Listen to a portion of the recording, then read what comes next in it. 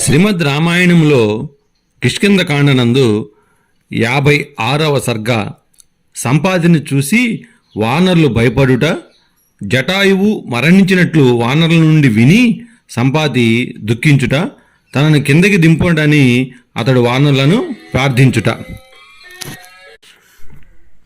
జటాయువు సోదరుడు, చిరంజీవి, ప్రసిద్ధమైన బలపౌరుషములు గలవాడు, శ్రీమంతుడైన సంపాతి అను గృధ్రరాజు ఆ వానరులందరూ ప్రాయోపవేశం చేస్తున్న ప్రదేశానికి వచ్చాడు. ఆ సంపాతి వింధ్య పర్వత గుహ నుండి బయటకు వచ్చి అక్కడ ప్రాయోపవిష్టులైన వానరులను చూసి సంతోషిస్తూ ఇట్లు పలికాడు: లోకములో దైవము ప్రతి ప్రాణికి పూర్వకర్మానుసారముగా ఫలములు ఇస్తూ ఉంటుంది. ఎందుచేతననగా ఇంతకాలమునకు ఈ ఆహారం నా కొరకే లభించింది. వానరుల ఈ పంక్తులలో ఎవడెవడు మరణించునో వానిని భక్షించేదను. ఆ వానరులను చూసిన పక్షి పై విధంగా అనుకుంది.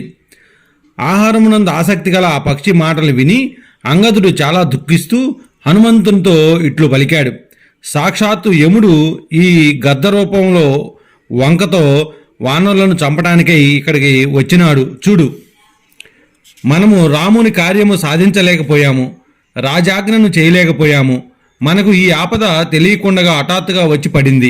సీతకు ప్రేమును చేయగోరిన గృధ్రరాజైన జటాయువు అక్కడ ఏ పని చేసినో అది మీకు పూర్తిగా తెలియను. సమస్తమైన తిరియక్ జంతువులు కూడా ప్రాణములను కూడా విడిచి మనవలనే రామునకు ప్రేమును చేస్తున్నాయి. తిరియక్ జంతువులు స్నేహముతోనూ కారుణ్యముతోనూ నిండినవై పరస్పరం ఉపకారము చేసుకుంటున్నాయి.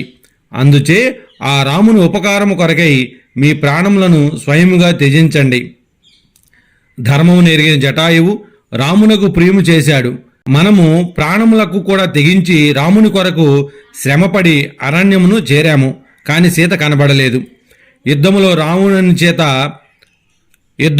రావణుని చేత చంపబడిన ఆ జటాయువు చాలా అదృష్టవంతుడు. అతనికి సుగ్రీవుని వలన భయం లేదు. ఉత్తమ గతిని కూడా పొందాడు. జటాయువు దశరథ మహారాజు మరణించుట చేతను సీతాపహరణము చేతను ఇప్పుడు వానరులు సంశయ స్థితిలో ఉన్నారు.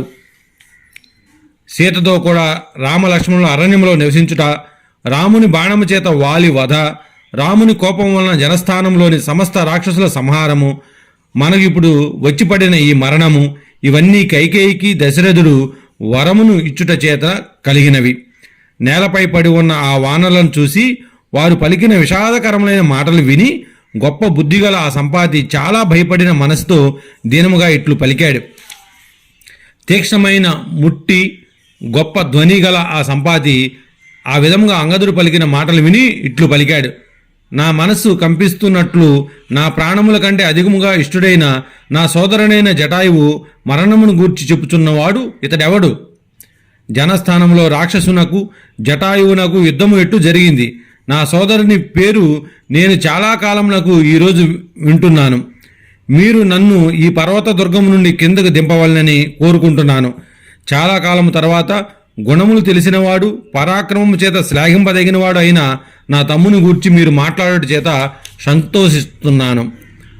వానర శ్రేష్ఠులారా, జనస్థానమునందు నివసించిన నా సోదరుడైన ఆ జటాయువు ఎట్లు మరణించినాడో చెప్పండి. గురుజనులకు ఇష్టుడైన రాముడు ఏ దశరథునకు ప్రియుడైన జ్యేష్ఠపుత్రుడో నా సోదరుని మిత్రుడైన ఆ దశరథుడు ఎట్లు మరణించినాడు? ఓ శత్రు సంహారకులారా, సూర్యకిరణములచే నా రెక్కలు కాలిపోవుట చేత నేను కదలజాలను. ఈ పర్వతము నుండి కిందకు దింపవాలని కోరుకుంటున్నాను. వాల్మీకి మహర్షి విరచితమై ఆదికావ్యమైన శ్రీమద్ రామాయణములోని కిష్కింధకాండలో 56వ సర్గ సమాప్తము.